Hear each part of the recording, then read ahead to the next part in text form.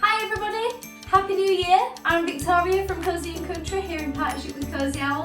To celebrate the new year, I'm here to show you how to make your own wax melts using Mica powder. So let's get going.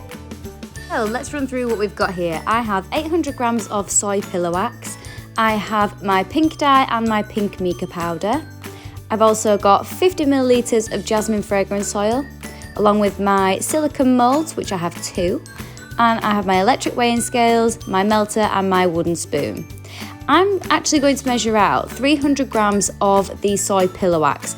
Now I'm not sure how much these moulds will hold, so it is a guess, and I can always remelt the wax afterwards and just fill another mould once the wax melts are done.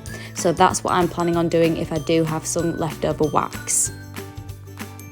Once the wax is measured out, I pop it onto a medium heat and just let it melt all the way through.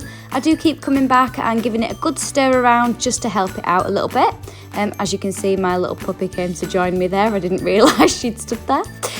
So once the wax is melting, I just like to prep my mould. So I'm just putting a little bit of extra Mica powder in the bottom of the moulds here, and I just give it a little swish around inside the mould too, just to try and make them a little bit more glittery when they finish. You can see that it is quite a messy job, but it's okay, it washes straight off. So just give them a good little mix around and you get a good coverage underneath.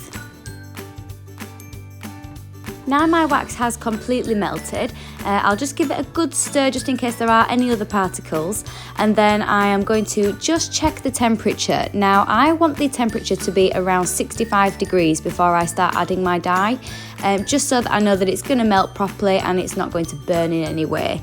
So I'm just double checking, and it is a little bit over, so I'm going to leave it for about 10 minutes just to cool down. And once it has cooled down, I can then add my dye.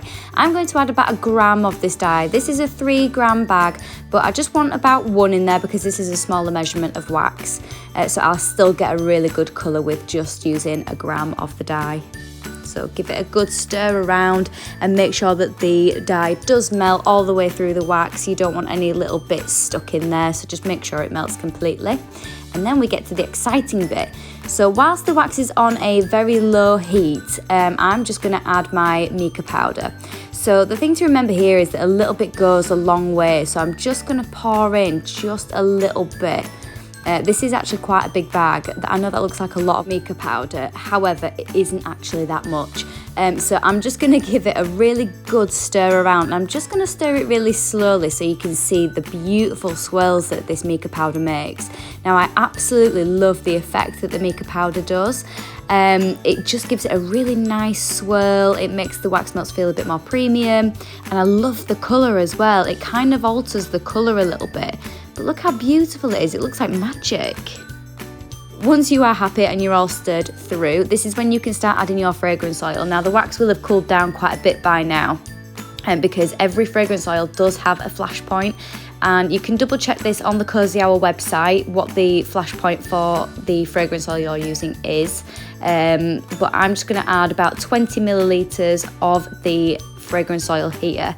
But going back to the flash points, it basically means that if you reach a particular point, which will be like 90 degrees, something like that on your thermometer, that will make the fragrance oil evaporate. So you don't want that, because you want as much fragrance in your wax melts as possible.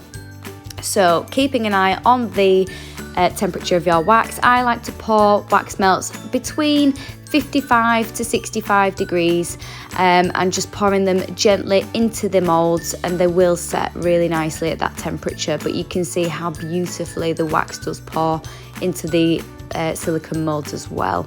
So I'll just give them all a good pour, and then I will be leaving them for a good few hours before I start to unmould them.